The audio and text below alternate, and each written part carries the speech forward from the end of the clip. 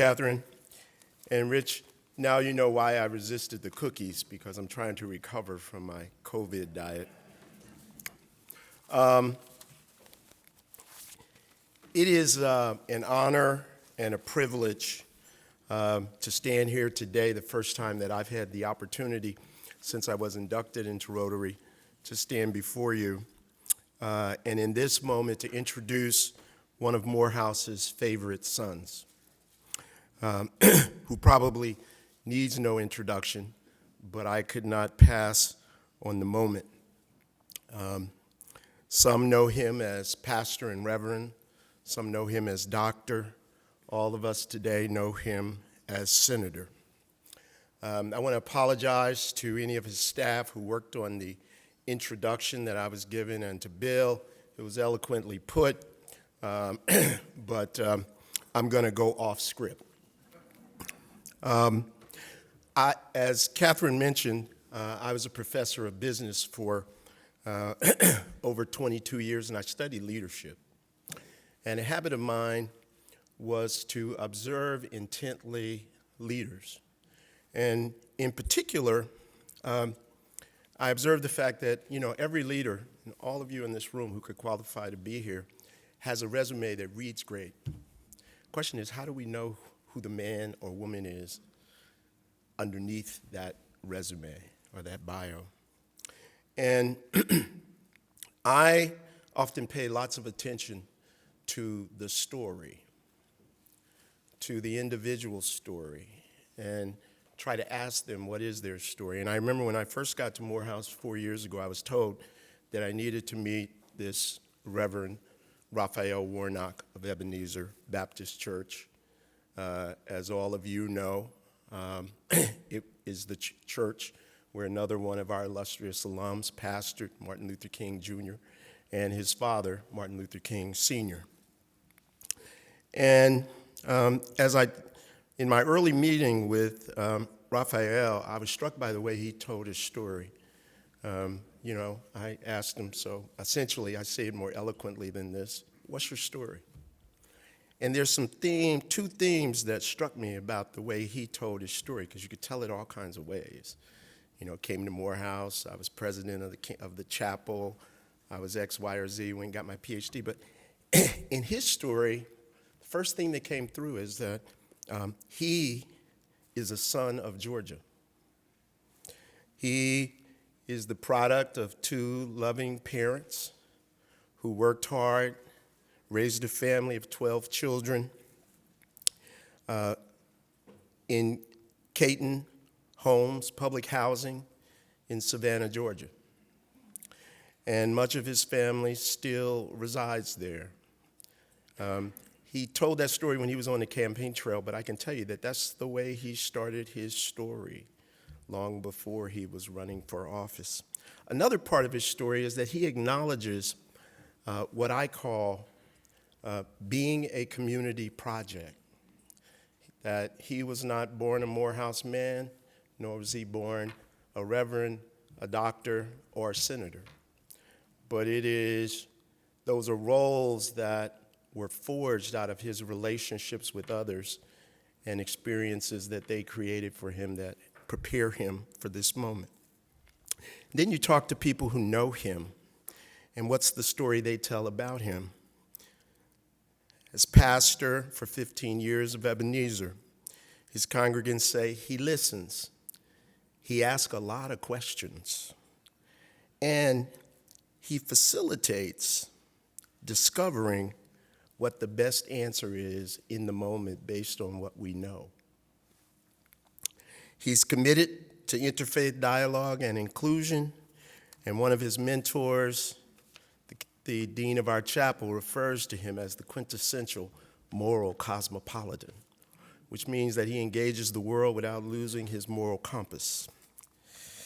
So, to head back to the script, on January 5th, 2021, he was elected senator from Georgia. He has established himself as a key voice an influencer on the critical issues and challenges facing and opportunities facing our nation at this time, whether we're talking about COVID relief, voting rights, the U.S. Competition and Innovation Act, or how we make higher education affordable for all who want to seek it. He serves on the Senate Banking Committee, the Commerce Committee, the Agricultural Committee. I know firsthand, because I've had to call his office at points in time since he became senator, that he's a champion for Atlanta and for the interests of all Georgians in Washington, D.C. The mission of Morehouse College is to educate men with disciplined minds who will lead lives of leadership and service. I am proud to say that Senator Raphael Warnock is an exemplar of the manifestation of that mission. And so with that, I give you Senator Raphael Warnock.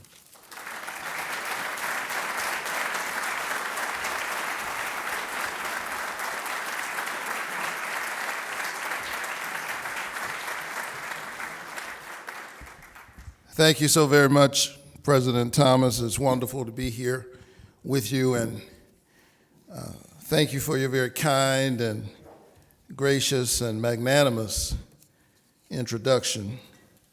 I can think of perhaps only one other time I received a more generous introduction. The person who was supposed to introduce me didn't show up, so I had to introduce myself. Thank you so very much. I appreciate it. It's wonderful to be here at the Atlanta Rotary Club.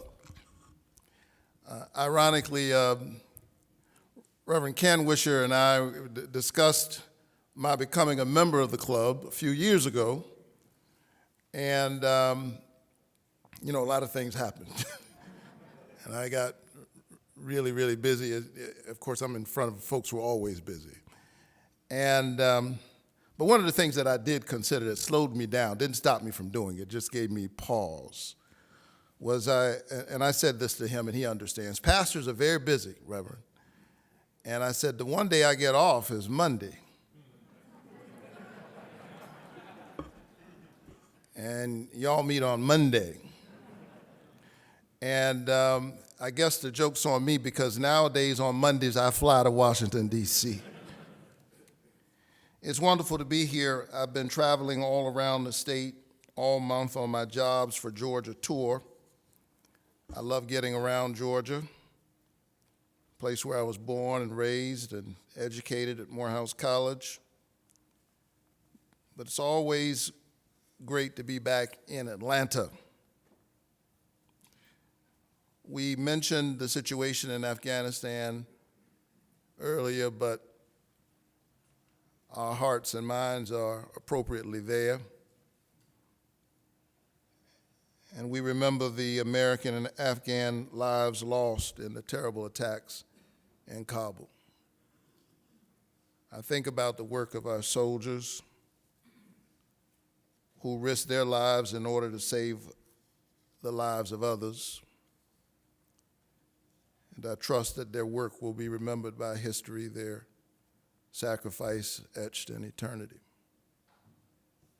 We think also about our sisters and brothers in Louisiana, some 16 years after Katrina. These are difficult times in many ways for many of us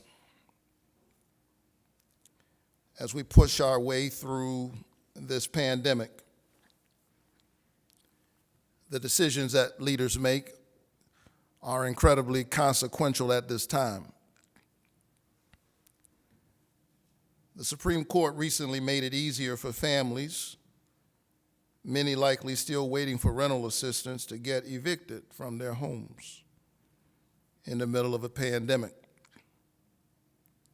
Congress must act when we return from recess to make sure that in the middle of a pandemic, families have the support that they need.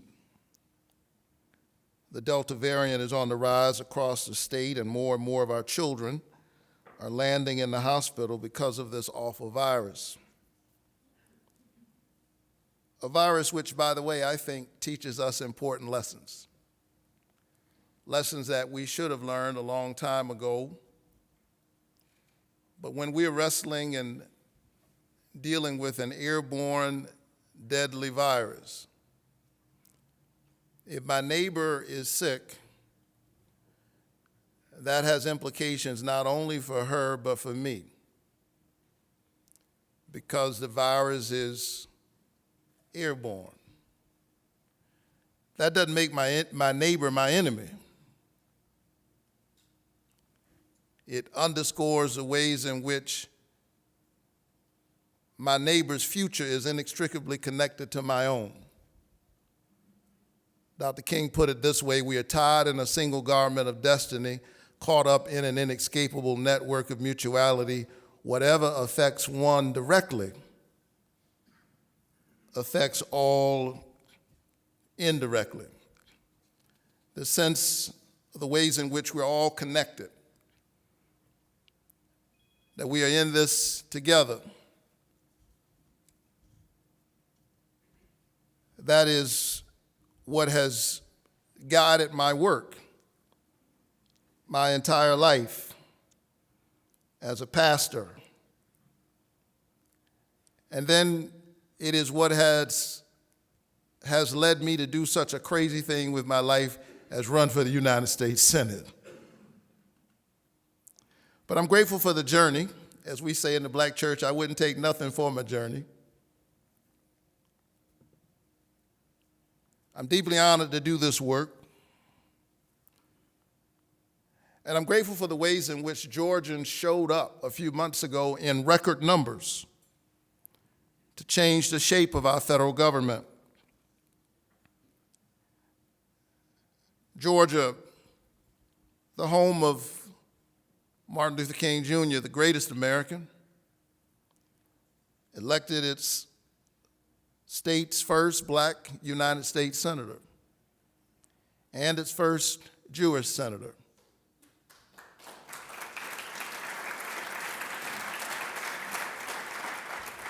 Regardless of your politics, that in and of itself is a hopeful moment that recalls the tradition of Martin Luther King Jr. and Rabbi Abraham Joshua Heschel marching in Selma together, pushing us closer towards our ideals. Rabbi Heschel said, when I marched alongside Dr. King, I felt like my legs were praying.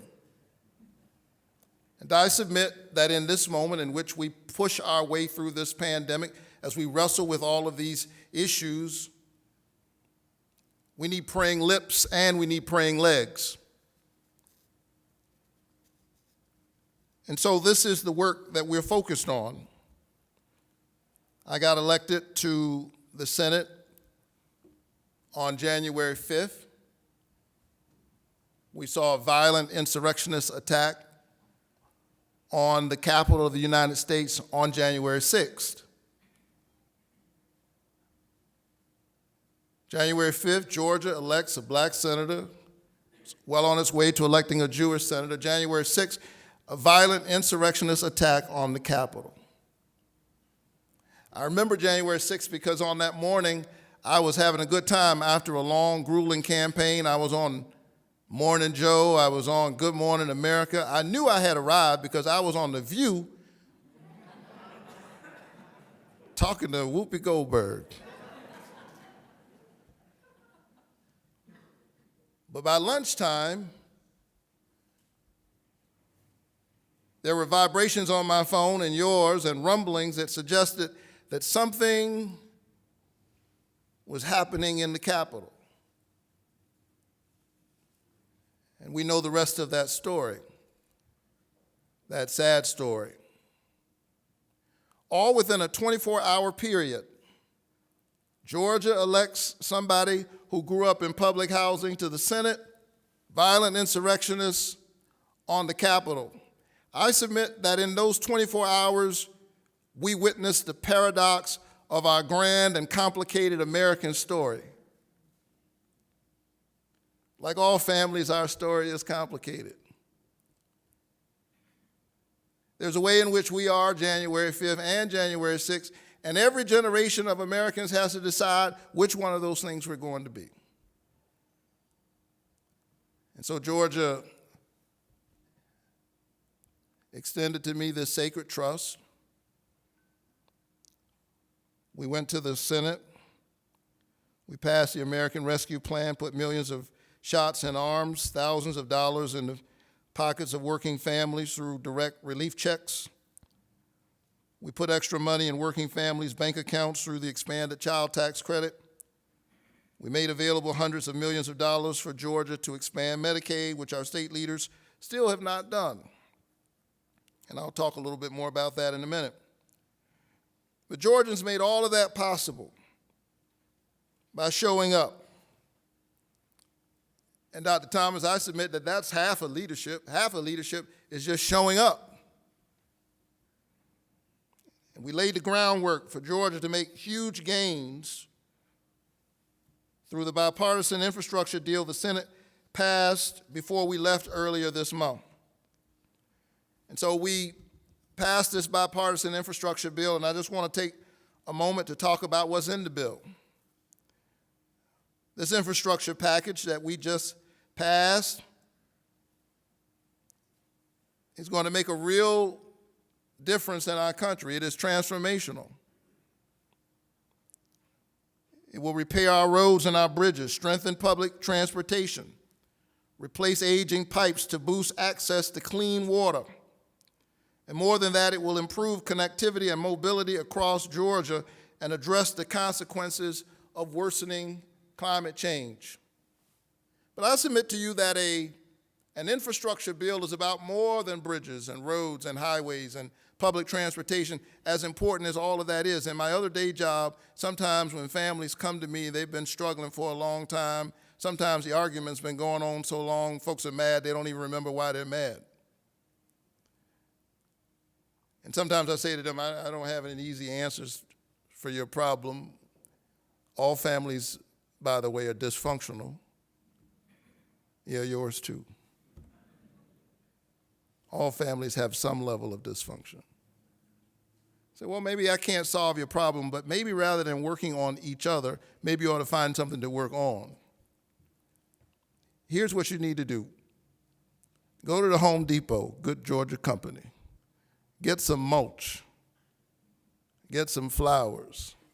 Work on the landscape of your house, or upgrade the bathrooms or the kitchen. In other words, get focused on working on something together, big or small. Paint the fence.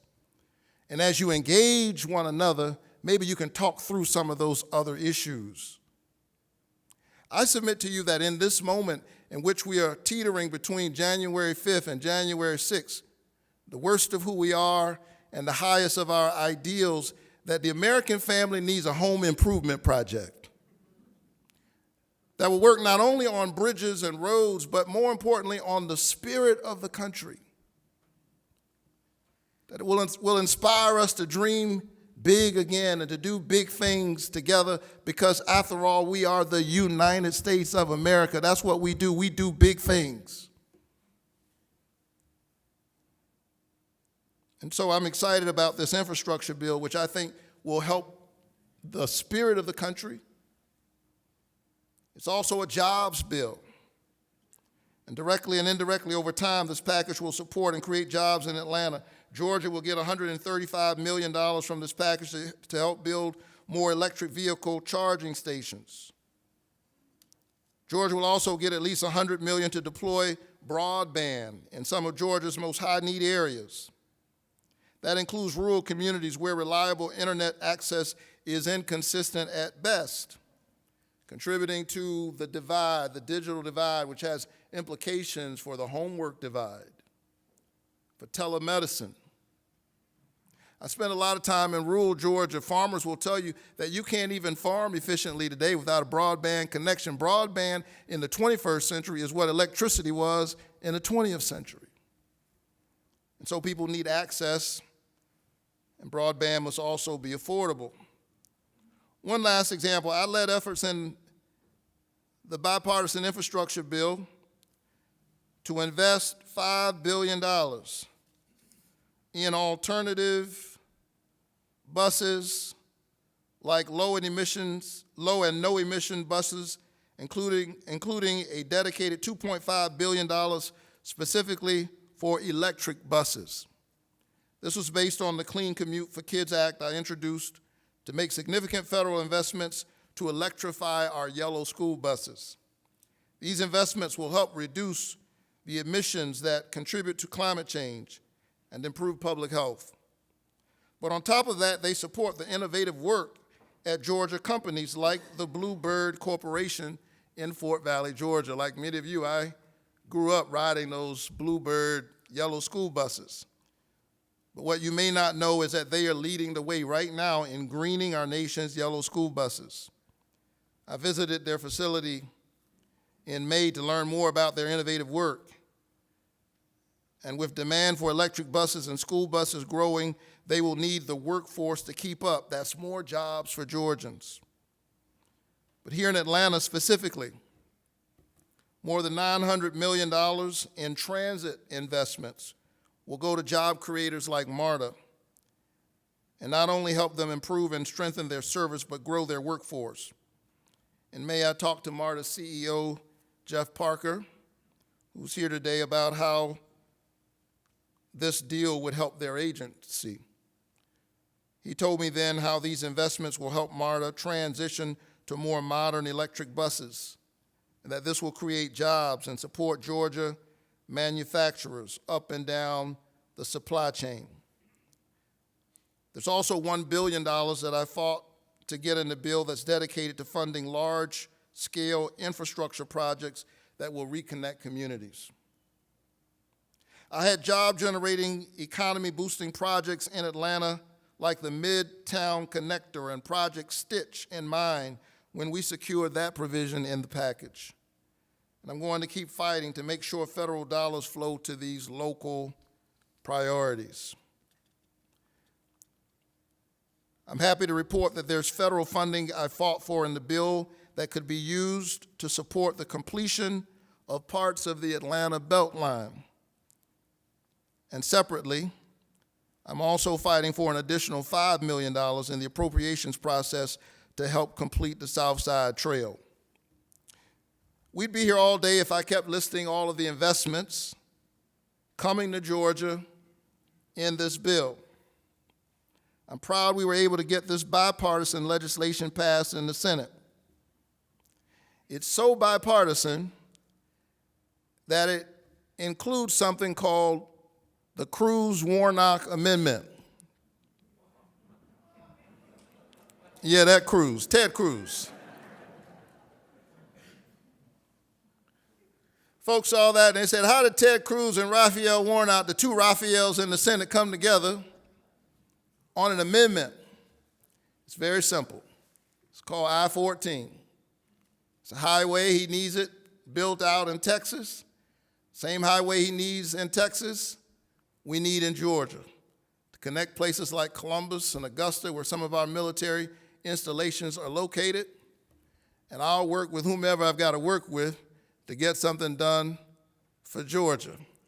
And so when the rest of the Senate heard that Ted Cruz and Raphael Warnock were doing an amendment together, he stood up on the floor of the Senate, offered up the amendment. I heard myself say things I never imagined. I agree with him.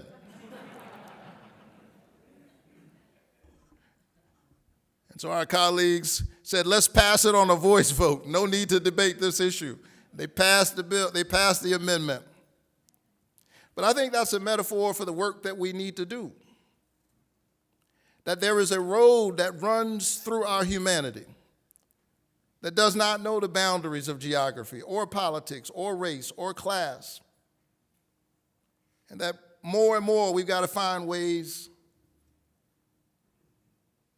that lead to the path that connects our humanity in the middle of a pandemic that tragically reminds us that we're inextricably connected to one another. It doesn't stop there. Before the Senate left Washington earlier this month, we started the process to pass a robust economic package that's going to provide even more support to hardworking Georgia families and strengthen the infrastructure and economy of our communities. This is important legislation that is going to extend the expanded child tax credit, which will cut child poverty in half. Included in it is my Medicaid Saves Lives Act that will close the coverage gap in our state. It's the plan that's included in the economic package, and it would provide health care to more than 640,000 Georgians who would qualify for Medicaid. I've been fighting for Medicaid for years, Medicaid expansion in Georgia, because I believe that health care is a human right. And we know that Medicaid saves lives. But on top of that, as leaders at Grady Memorial Hospital told me when I visited in June, expanding health coverage in Georgia supports and creates good-paying jobs. Saves lives, creates jobs. So when we get back to Washington in a couple of weeks, we'll continue to work to wrap up this economic package. And we can't do it quickly enough because we need these investments, and we need them in Georgia right now. In closing, and nobody believes a preacher when he says in closing, let me say that we must work not only on infrastructure, but we must work on the infrastructure of our democracy. Nationwide, our democracy is under attack from state-level voter suppression efforts like Georgia's SB 202 that plainly will make it harder for some people to vote and to ensure that their votes are counted even after they vote. I know that this is an important topic to many in this room, and it's no secret that I've been vocal that Congress must act to protect access to the ballot box for every eligible American. And I have hope that we will prevail. So we have to pass voting rights no matter what. And that's why I've been working with a small, diverse set of senators, from Joe Manchin to Amy Klobuchar, to put together legislation that will honor the legacy of Congressman John Lewis by restoring the Voting Rights Act and protecting the sacred right to vote for every eligible American, no matter where you live. We're very close to completing that work on our bill, which I hope that we will unveil very soon. On top of that, I fought to help ensure that voting rights will be the first issue that the Senate will take up when we return. Know that we will continue to fight the good fight, because I believe that a vote is a kind of prayer for the world we desire for ourselves and for our children. And I believe that democracy is the political enactment of a spiritual idea, that all of us have within us a spark of the divine, and therefore a right to help determine the direction of our country and our destiny within it, because that destiny is inextricably tied to the destiny of our neighbors. May we march on forward together. God bless you all.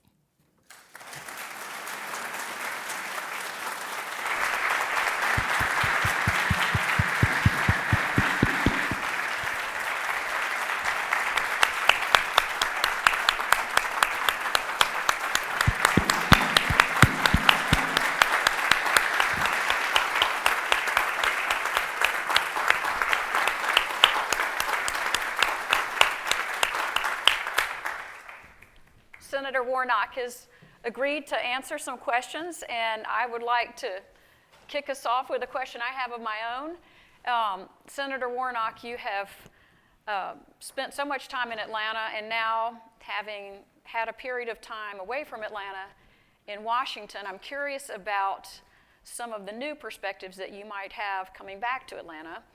And in particular, I'm curious what opportunities you might see for Atlanta to serve a leadership role in our broader country? Thank you so much for the question.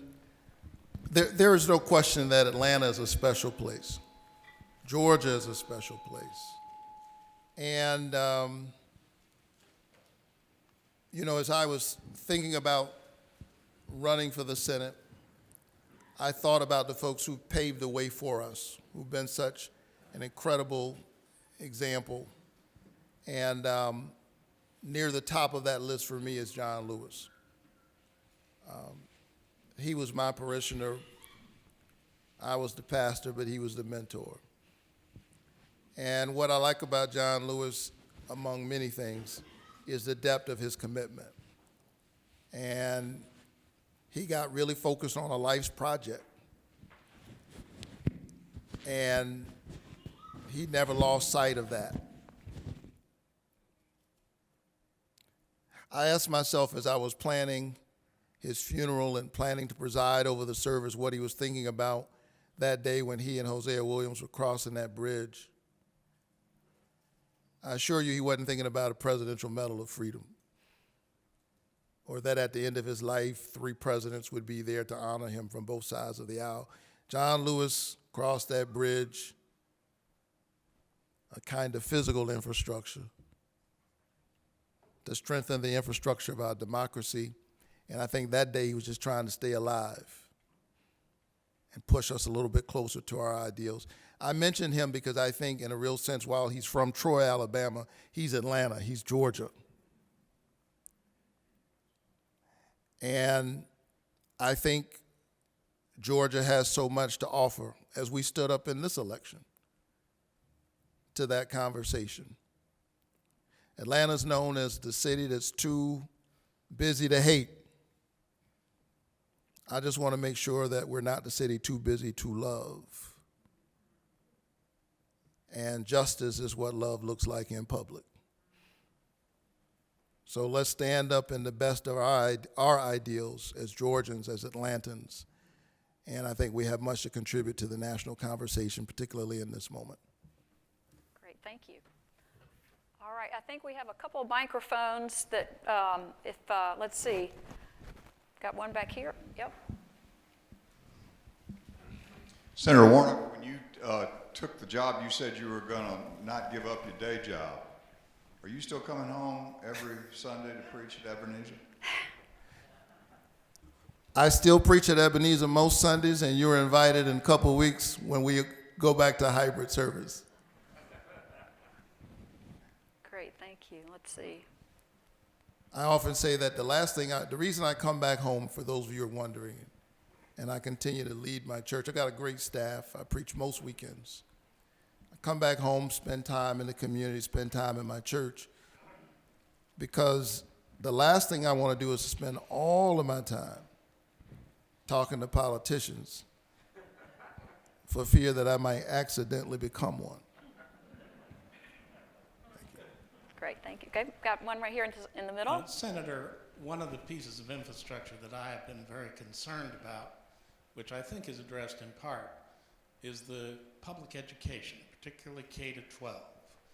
I can't think of anything that's in need of greater strengthening in terms of the long term.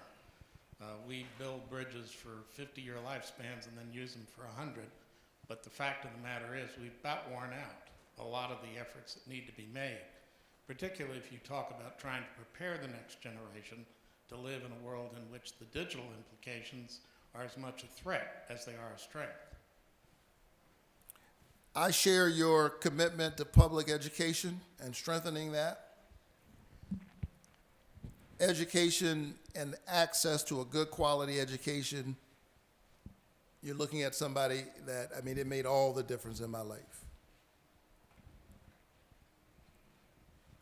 I know firsthand the importance of good federal investments in our children, actually from age 0 and up, pre-K. So I'm excited about this reconciliation bill that we're getting ready to pass because it contains investments 0 to 4. We don't pay nearly enough attention to that, period. And too often we treat the teachers and the folks who serve our preschoolers as if they are babysitters. So we don't pay them much, and we don't take it seriously enough. And that's quite unfortunate, because between the ages of 0 and 4, that's when your brain is really, literally being built. A lot of smart people in this room. I have sad news for you. You'll never be as smart as you were between 0 and 4. It all went downhill after that. And the parts, you know, those neurons are firing, the parts that we fail to engage actually atrophy.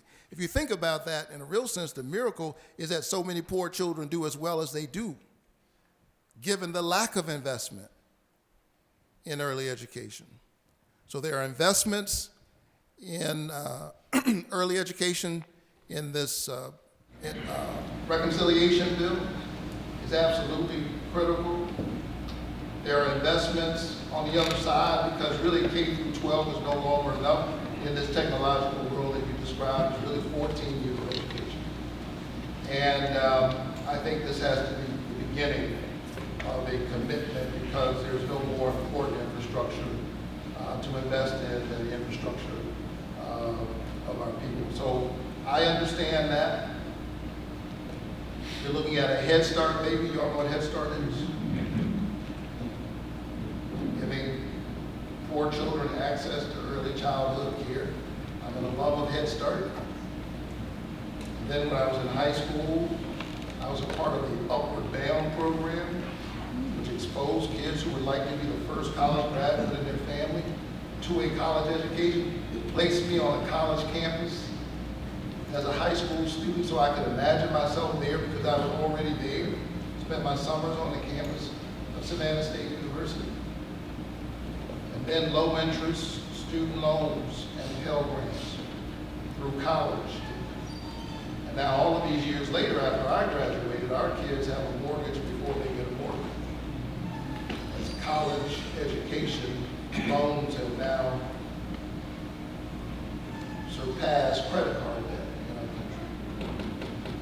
So I'm all the way there with you, and I bring that commitment to my work in the Senate. Other questions? Oh, over here, Jeff. Senator, I teach the business school at Emory, and we have a very diverse student body, and there's a great interest in the wealth gap, not even as much as the income gap, racial wealth gap, and the increasing inequality. What can we do to address this without trying to pull down people from the top and lift everyone to a better position? That could be a seminar in unto itself.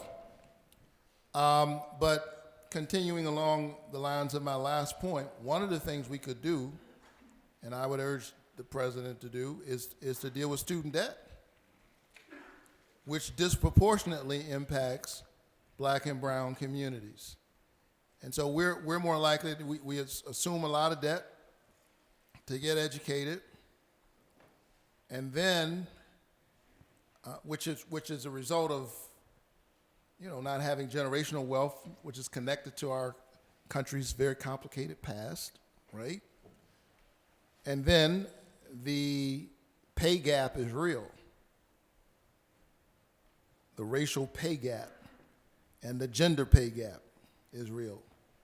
So part of how you would narrow this wealth gap is to do something robust and bold to address student debt. That's one thing that we could do. Right. I think there was another question over here. Yep. Senator Warnock, thank you so much for making your staff as accessible as they were to Fulton County government to discuss emergency rental assistance. I just got off the phone with one of your staff last Friday, and they were very helpful as a conduit between our government and Treasury, so thank you for that. I do have a question that's related to that, which is the Supreme Court's decision last week seems to put the decision about eviction moratoriums back on Congress. So my question is whether or not you and your colleagues are working on anything to address that. And even more important, is there anything in the infrastructure bill that will help us address affordable housing on a more macro scale? Housing is infrastructure. There is some support for affordable housing in the reconciliation bill. And yes, I think Congress needs to act on this immediately. Just one quick question. I think historically you and Senator Ossoff were elected on the same day, which I think historically was sort of the first time that's happened. Could you share a little bit about how the two of you all have worked together and what that's been like? John Ossoff, my brother from another mother, as I call him. No, we worked closely together. We got to know each other during the campaign. I had heard of him because of his earlier campaign, and he'd heard of me. But we got to know each other while we were campaigning. And if we look like we are having fun and enjoy our relationship, it's true, it's not politics. He's a friend. And we work together in the places where it makes sense, but he was elected, I was elected, and we work together in the places where it makes sense. And we don't always agree on those things, but we're both working hard together to do all we can for the state of Georgia. All right, one last question. Is that it for now? I am a little bitter, to be honest with you, though. I don't understand how he gets to be the senior senator in Georgia. I mean, how does that happen? And I'm the junior senator. I'm significantly older than he is. But he's the senior senator. You know why he's the senior senator?